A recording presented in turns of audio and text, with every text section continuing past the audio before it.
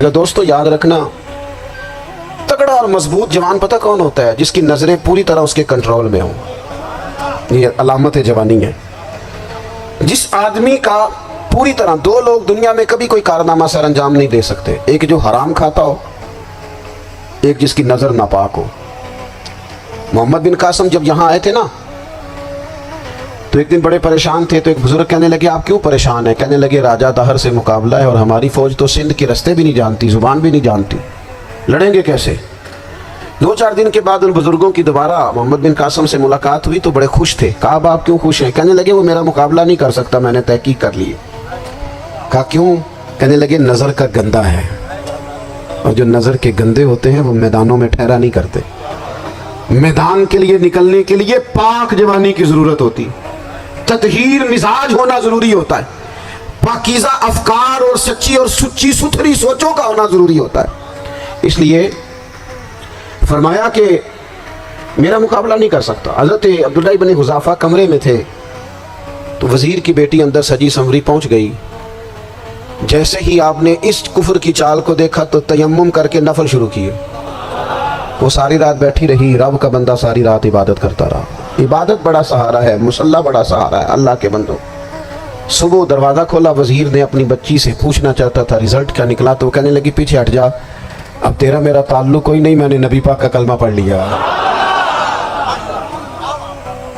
اس نے کہا میں نے بھی زمانہ دیکھا ہے، پر یہ کیا لوگ ہیں، کستوری کے بنے ہوئے، سندل سے دھلے ہوئے ہیں، کہ میں ساری رات کمرے میں رہی اور 100 اور 1000 آدمی جس جوان کا مقابلہ نہ کر سکے، اتنا طاقتور جوان کمرے میں رہا اور اسے نظر اٹھا کے نہ دیکھا۔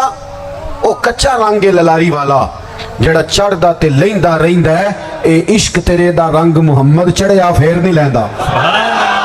میں کہا ایک دفعہ نظر اٹھا کے نہیں دیکھا، کمال ہو گئی۔ اتنے بڑے لوگ، اتنی بڑی سعادت مندی، فیروز بختی، معاملہ فہمی حد ہو گئی۔ اللہ اکبر۔ دوستو بادشاہ جب پوری طرح ہار گیا نا، اس نے کہا مار دو۔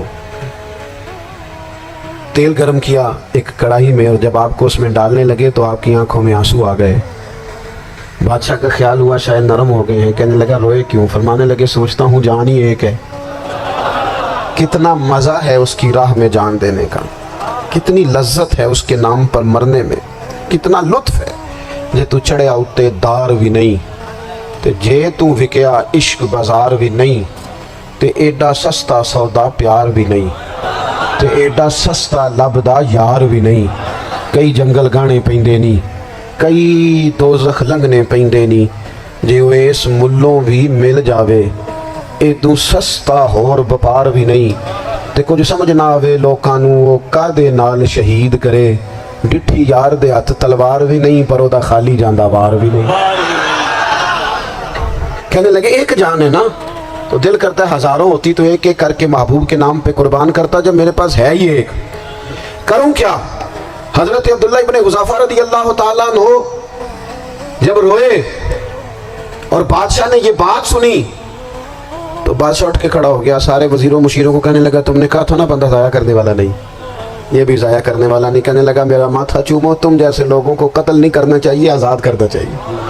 عزیز اپنی زندگی سے نا یہ بہت زیادہ ہرس، ہوس، طمع، اور یہ کسی بات کی بھی ہو، ہرس صرف پیسوں کی نہیں ہوتی، شہرت کی بھی ہوتی ہے، یہ بیماری انسان کو اقتدار کی بھی ہوتی ہے، تعریف کی بھی بیماری ہوتی ہے، یہ سارے نقص ہوتے ہیں لوگوں، اور معاذ اللہ بعض جبوں کبوں کے اندر بھی ہوتے ہیں، وہاں بھی پنپتے ہیں۔ اپنی زندگی جب تک اس سادگی میں نہیں لاؤ گے جو رسول پاک نے عطا فرمائی ہے، جب لوگ آسانیوں میں پوری طرح الجھ گئے تو پھر وہ دور ہوئے اور کفر چڑھ گیا۔ دوسری بات، اللہ کے محبوب صلی اللہ تعالی علیہ وسلم کی محبت ہم سے تقاضا کرتی ہے کہ ہم اس مشن کے لیے کام کریں جس مشن کے لیے رسول پاک نے کام فرمایا ہے۔ ہم سارے کام بڑے مضبوطی سے، سوچ سمجھ کے، تدبر سے، حکمت سے، تقاضوں کو مد نظر رکھتے ہوئے کرتے ہیں سارے کام۔ دین کے کام میں ہمارا مزاج نہیں ہوتا، او ہو جائے گا جی آپ بسم اللہ پڑھیں جی، شروع کریں جی۔ آپ تقاضوں کو سمجھیں، چیزوں کو دبائیں نہیں، چیزوں پر غور کریں۔ کسی کے ذہن کی سطح پر سوال ابھرتا ہے، اس کا تسلی بخش جواب دیں۔ اپنی زندگی میں دین کے کام کے لیے اپنے آپ کو وقف کریں، اور دین کے کام کے بہت سارے پہلو ہیں۔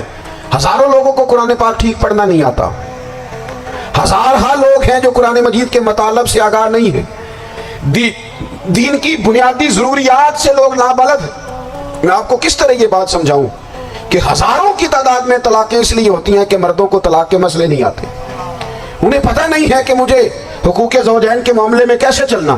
ڈھیر سارے گھروں میں تباہی اس لیے ہے کہ تربیت اولاد کا دینی منہج ہمیں نہیں پتا۔ اپنا حصہ ملائے دین کے کام میں۔ ایک آدمی کو اگر تو نمازی کرنے میں کامیاب ہو گیا، تیری زندگی بدل گئی۔ وہ دین بیزار لوگ جو ہمارے بیچ بیٹھ کے ہماری نوجوان نسل کو پگڑی اور داڑھی کا نام لے کے بنیادی طور پر دین سے دور کرتے، ایسے نوجوانوں کو دین کا پیغام محبت دے کر دین کے قریب کرنا ہماری ڈیوٹیوں کا حصہ ہے۔ ہمیں ذمہ داری کا احساس کرنا پڑے گا، ہمیں یہ خاص قدم اٹھانا پڑے گا، توجہ دینی پڑے گی۔ مساجد، مدارس، میں آپ سے عرض کروں، اتنی ڈٹ کے مخالفت ہوتی ہے نا مدرسوں کی، اتنی ڈٹ کے۔ میں ادارہ چلاتا ہوں، اس کے چلانے میں جو مشکلات ہیں وہ تو ہم بتا نہیں سکتے آپ کو، اس لیے کہ میری قوم، میرا اس قوم سے تعلق ہے جو نعت خواں امیر کرنا چاہتی ہے، مدرسے نہیں، نقیب خطیب پیدا کرنا چاہتی ہے، شعر و شاعری کی زندگی کو پروان چڑھانا چاہتی ہے۔ فقط ہمارا ان لوگوں سے تعلق ہے جو لاکھوں کروڑوں روپیہ محافل پہ لگائیں گے، اور قاری صاحب بیچارے اگر مسجد کا کوئی ہونے والا کام کسی وقت بتا دیں گے تو وہ بڑی مشکل آ جائے گی ان کے لیے۔ یہ کیسے ہو سکتا ہے، آپ نے یہ ڈیوٹی بتا دی؟ مدارس، اور جتنا اہم رول دین کو پھیلانے میں مدارس اسلامیہ کا ہے، اتنی زبردست، لوگوں کا خیال ہوتا ہے میری طرح کے لوگ شاید کام کرتے ہیں، ڈیوٹی کرتے ہیں۔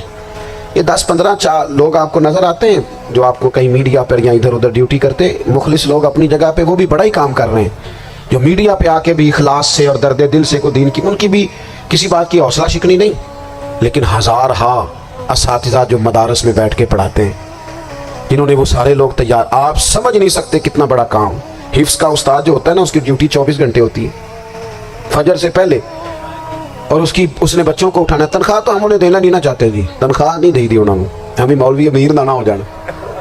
مولوی نو تے سوٹ بھی 27ویں والی رات دے ہی تاکہ کدھر سوان کے عید والے دن پا نہ لوے، کیونکہ 27ویں تو بعد درزی پڑتا ہی کوئی نہیں، کیوں حضرت ایسے ہی ہے نا، اس وقت تو نہیں نہ لیتا۔ تو ہم چاہتے ہیں مولوی ہماری مرضی کے ہماری طرح کا سوٹ نہ پہن لے۔